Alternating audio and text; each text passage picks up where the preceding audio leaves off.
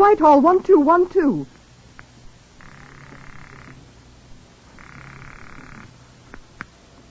This is Scotland Yard.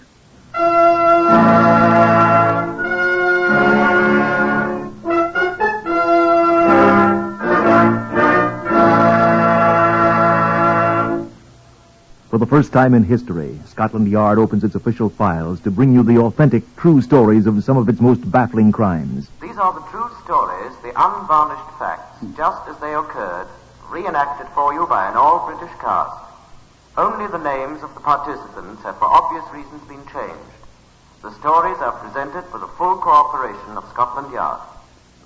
Research on Whitehall 1212 is prepared by Percy Hoskins, chief crime reporter of the London Daily Express. The stories for radio are written and directed by Willis Cooper. This is the story of Scotland Yard file number 202124. Here is Chief Superintendent John Davidson to brief you. These two rooms constitute the famous Black Museum of Scotland Yard, in which are preserved many of the objects which were of importance in solving of crimes which have confronted us. The exhibits in here range from lethal weapons to the most innocent of hearing items. They're all classified and filed most carefully so that they'll be available for study.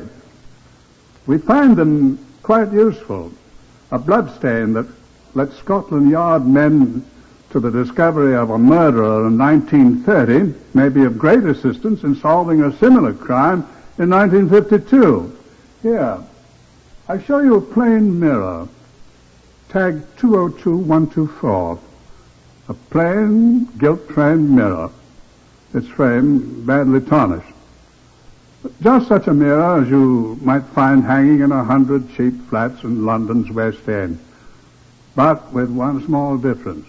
This smudged fingerprint here in the lower left-hand corner. Here, just there, above the frame. This mirror had looked on murder. This is the murderer's fingerprint. Oh, now here is Superintendent Charles Brereton of Scotland Yard. He's the man who solved this case, 202124. I had the assistance, though, John, of Marjorie Ashley, remember? Why, wasn't Marjorie Ashley the woman who was murdered? Yes, that fingerprint's in her blood.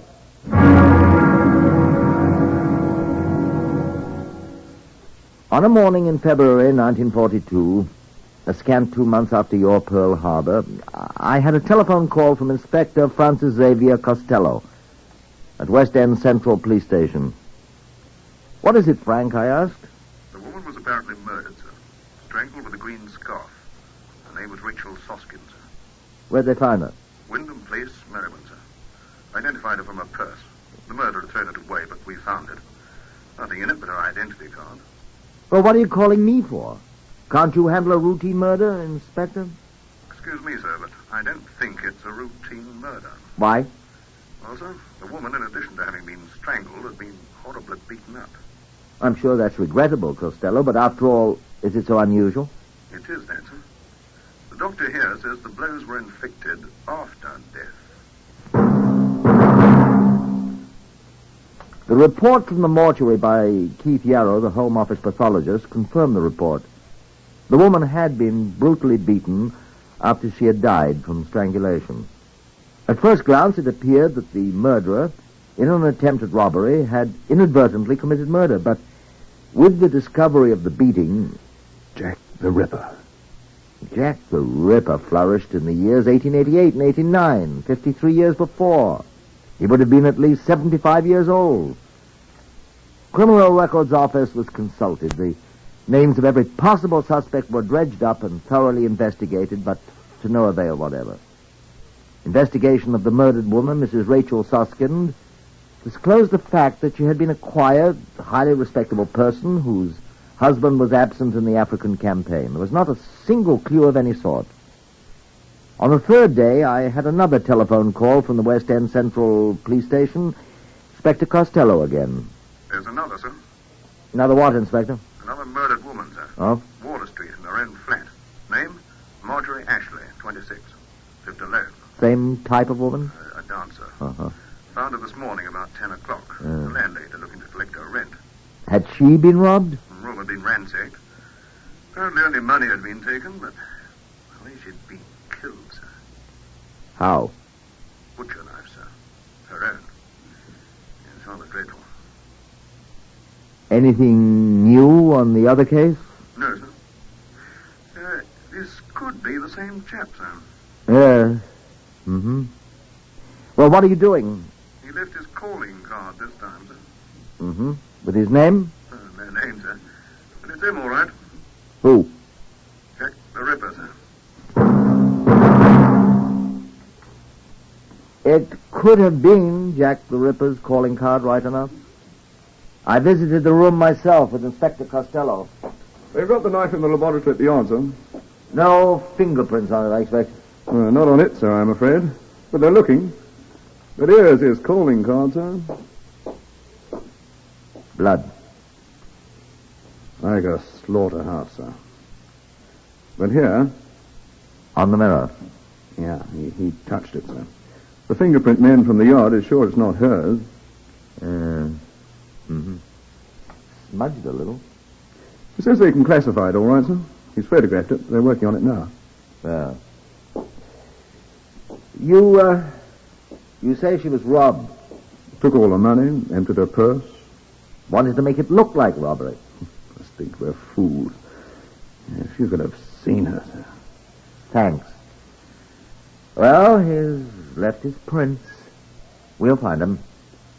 I don't think we'll find his prints in the files, sir. Why not? They didn't have fingerprints in Jack the Ripper's day, did they?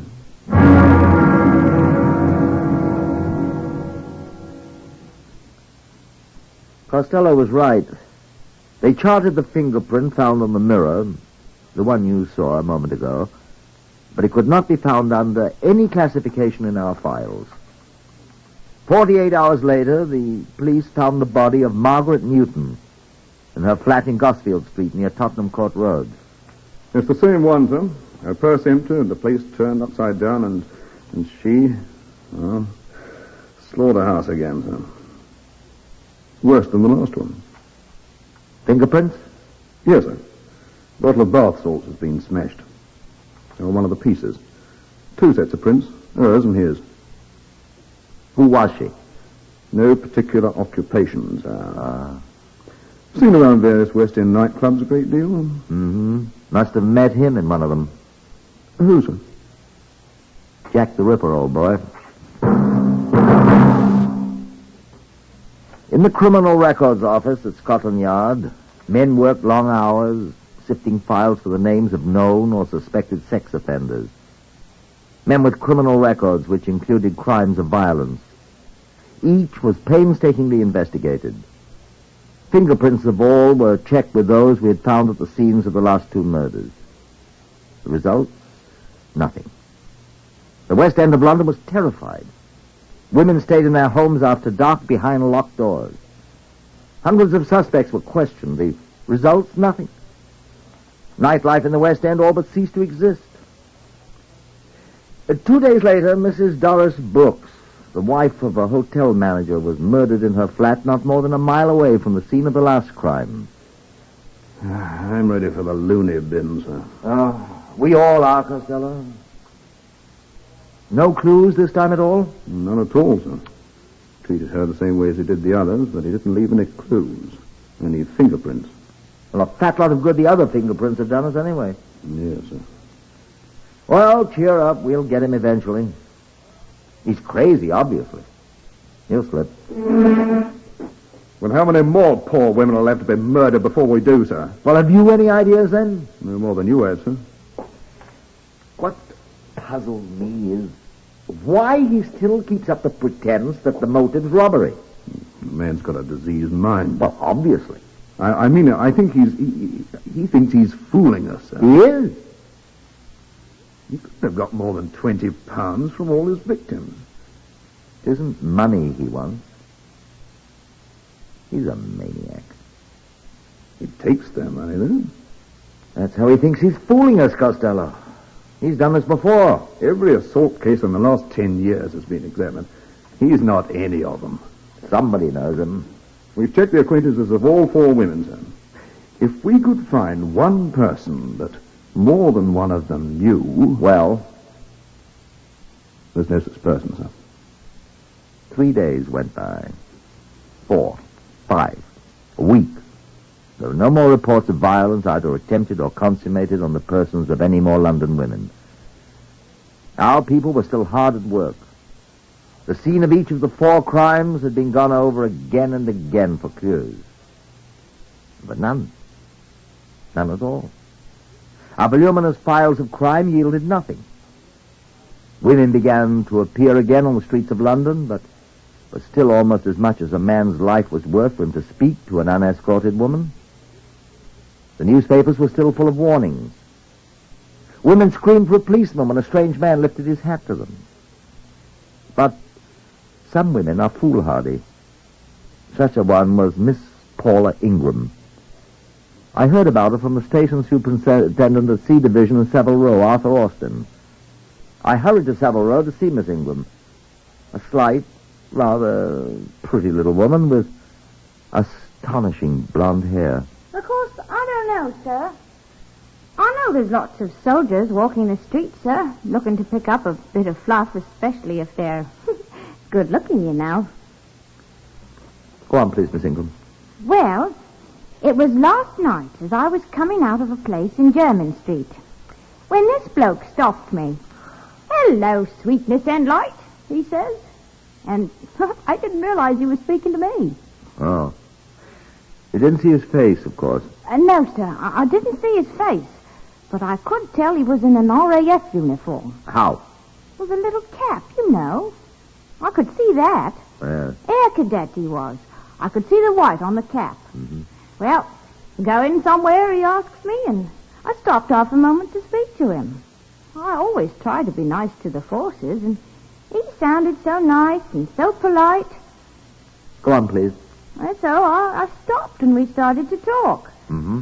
He kept getting closer to me, but I didn't give it much attention. Why? I thought perhaps he was going to try to kiss me.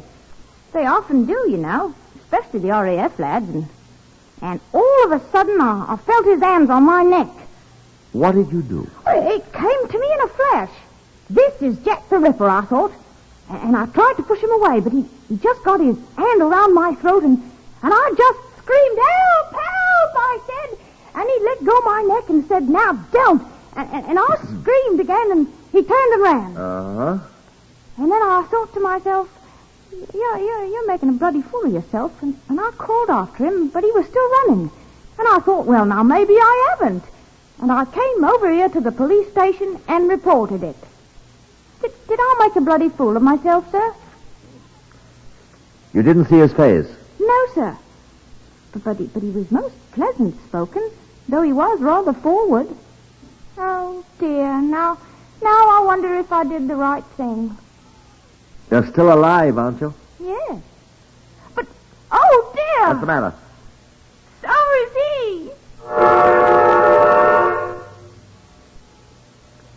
We kept the news of Paula Ingram and her experience out of the papers. It might be trivial, but then again it might not be, I said to Costello.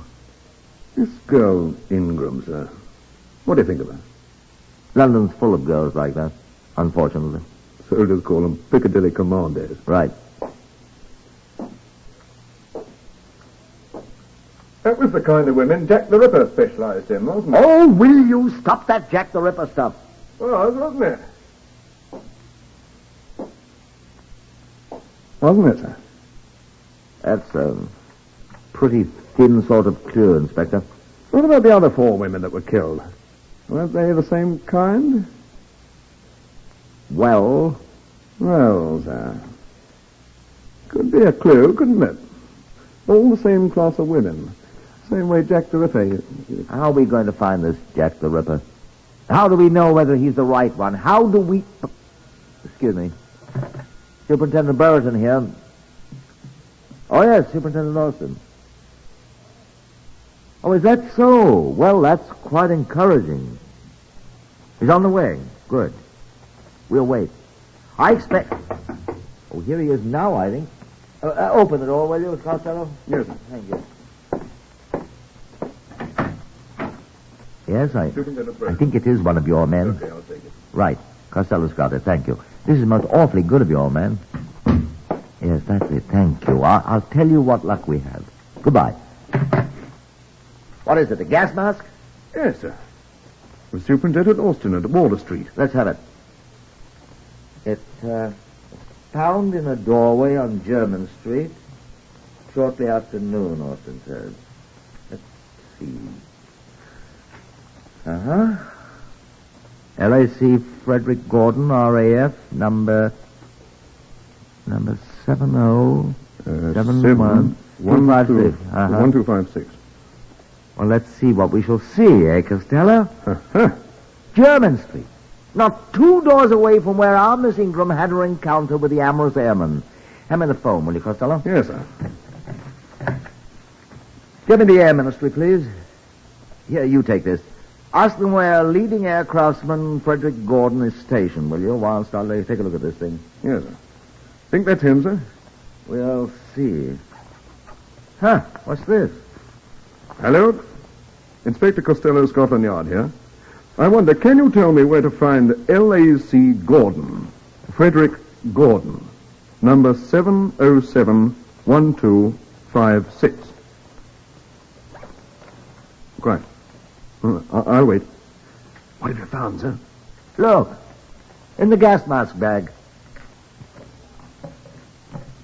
Yes?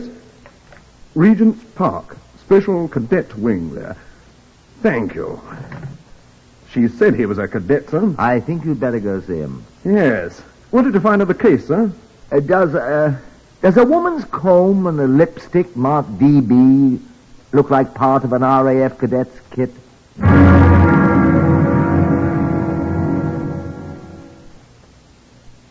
While Inspector Costello set out for Regent's Park, where the special RAF cadet wing was quartered, preparing for their commissions, I took the things I'd found in the gas mask case down to the property room. May I see the effects of these women, Mrs. Rachel Suskin, Miss Marjorie Ashley, Margaret Newton, Mrs. Doris Brooks? Jack the Ripper murdered. If you insist on calling them that? Yes, I got them right here all together. Well, sir. let's see them. Yes, sir. Well, here's the first one, sir. Rachel Soskin. Mm-hmm. Nothing in it but her identity card, sir. Well, let's see another. Marjorie Ashley. That all? Just a handbag, sir. Uh-huh. What is it? This comb. Same as the other things in it. Where did you get it, sir? The RAF had it. Matches, doesn't it? Yes, sir. Let's see the others. Margaret Newton. Empty. Next. Doris Brooks. Right. What is it, sir? Was there a lipstick in this?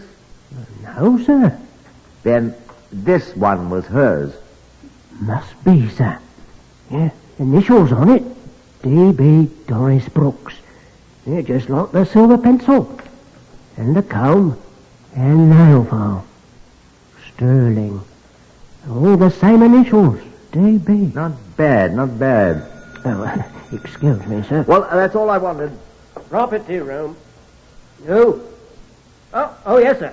Superintendent Brereton, the call is for you, sir. Who is it? Who is it, please? Inspector Costello, sir. Oh, good. Thank you. Brereton here. Hello, Costello. I'm at Regent's Park, sir. Yes? He's gone, sir. Well?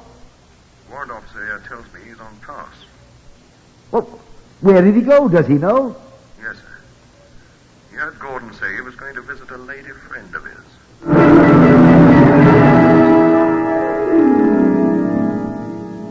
Back in my office, I had just completed a telephone call when my door was flung open. Costello entered with a man in Royal Air Force blue. Come on in.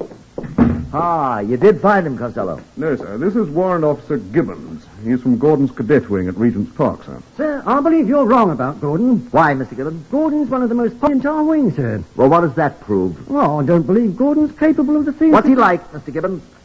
Well, he's a fine chap, sir. Well, I admit he does chuck his weight about a little, but Most of the chaps call him the Count because he's so, well, he's a gentleman, sir. May I ask, Mr. Gibbons, what did you do in civilian life? I was sales representative for the Peerless Bicycle Company of Ealing, sir. I see. Warrant Officer Gibbons has brought Gordon's fingerprints with him, Superintendent. Fingerprints? We require fingerprints to be taken on all men posted to this wing, sir. A new regulation. Very praiseworthy, I'm sure. May I see them? By all means, sir. Thank you. Costello, will you ask Ernest Whiting to bring up those fingerprints we have so he can compare them? I'll take these down, sir. If Mr. Gibbons doesn't mind. Oh, not at all, sir. Good. All right, then, Inspector. Right. You told Inspector Costello Gordon was going to see a lady friend, sir. Yes, sir. Did he mention her name? No, sir. Why is he so popular there at Regent Park? Well, sir, he's very pleasant. He has lots of money, and he spends it quite freely. Ah. And the men, they like him a great deal, sir. I dare say. Would you, of course, recognize Gordon? Oh, yes, of course, sir. We may ask you to do so. All right, sir. Is he here? I think he will be, eventually. All right, sir. Thank you. Yes, sir. But you may need to go with us to identify him. Do you know where he is, sir? I think I know where to find him. My, you Scotland Yard people, you're marvellous. Not always, Mr. Gibbons, I'm afraid. Excuse me. Yes. Superintendent Brereton here. I'm calling for Superintendent Austin, sir. Good. Any news? Yes, sir. The porter from the Silver Kitten... The what?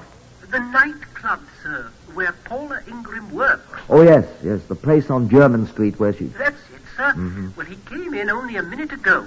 He said there was a rat man, an airman, asking him where she lives. Miss Ingram? Paula Ingram, sir. Did he tell him? Unfortunately, yes, sir. How long ago was that? But he asked, about 10 minutes ago, sir. Then he got rather terrified. He knows the story, sir, and he ran right over here to tell us. You have men at the place where she lived? Yes, sir. But there are hundreds of men on the street in airmen's uniforms, and we haven't any idea what he looks like. Well, I can remedy that. I have a man here who can identify him. Well, we're afraid we'll be too late, sir. Be there as soon as I can. Now, where the devil's Costello? Costello! Ernest Whiting says they're the same, sir. Eh? The fingerprints, sir. He says he'll swear that they're the same as the ones that we have. Oh, I still think there's some mistake, sir. There isn't. If Ernest Whiting says they're the same, they're the same. He knows more about Come on, Mr. Gibbons. Where are we going, sir? After Jack the Ripper. Come on, quickly. But I say... Here's your cat, Mr. Gibbons. We need you.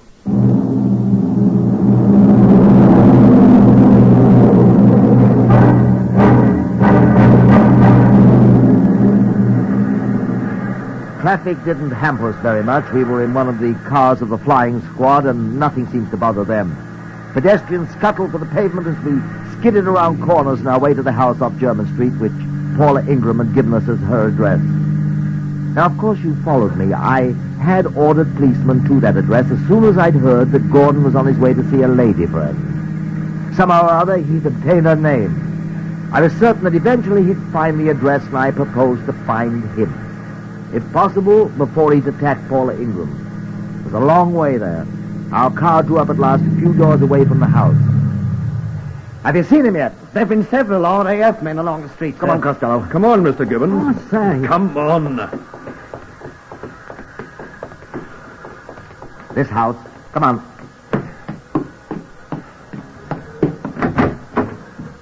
Up the stairs. Hurry.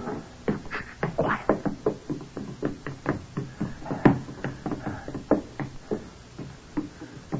This is the room.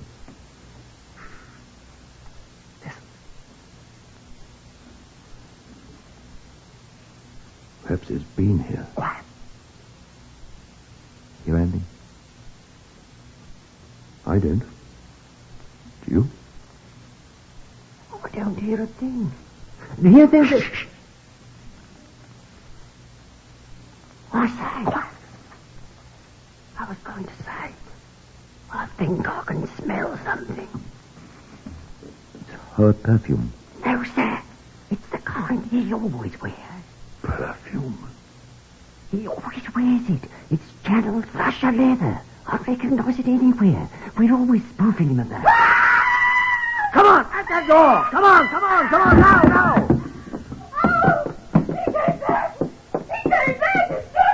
Gordon! What on earth You recognize him, Gibbons? Of course I do. He's Cadet Frederick Gordon. You copper's knock, you. Frederick Gordon, I charge you with the willful murder of Marjorie Ashley. Take your filthy hands on And I warn you that anything you say will be taken down in writing and may be used in evidence. Don't touch me. Are you all right, Miss Ingram? He said he'd come to kill me. He said I'd have to die. He said I... Search him, Costello. Hold your arms up, Gordon. Get away from me. Hold your arms up, please. What's this? I know what that is. It's the carving knife the cookhouse sergeant told me had been stolen by somebody. That's the King's property. I shouldn't worry about it, Mr. Gibbons. Cadet Gordon isn't going to use it. Bring him along, Inspector.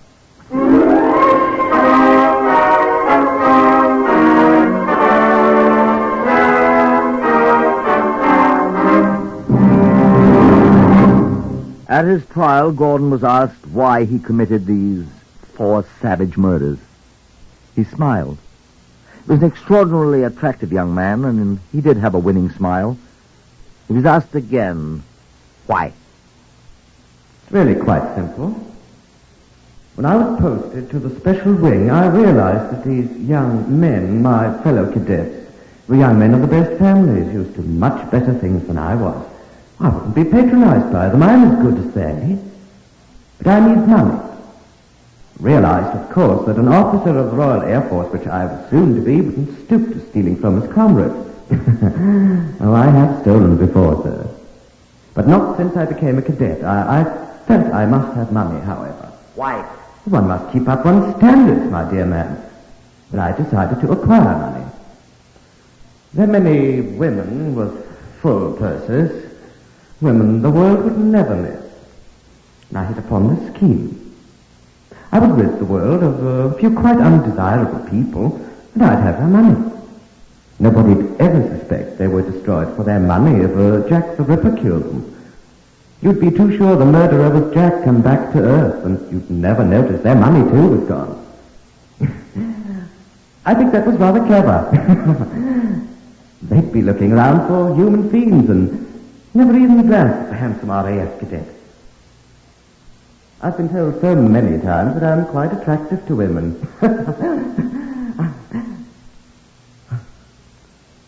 I did very well, thank you.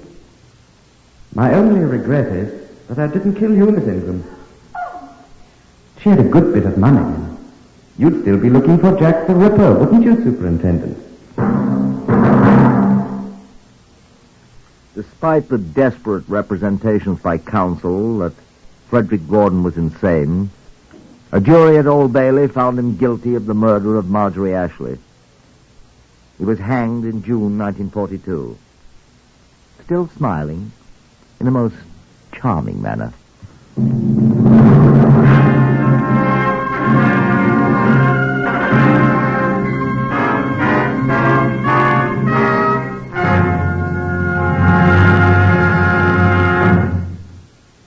You have heard another in the series Whitehall 1212, compiled from the official files of Scotland Yard.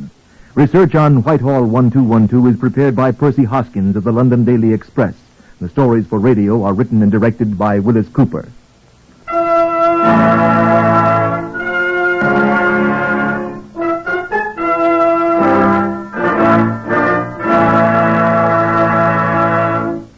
Three chimes mean good times on NBC.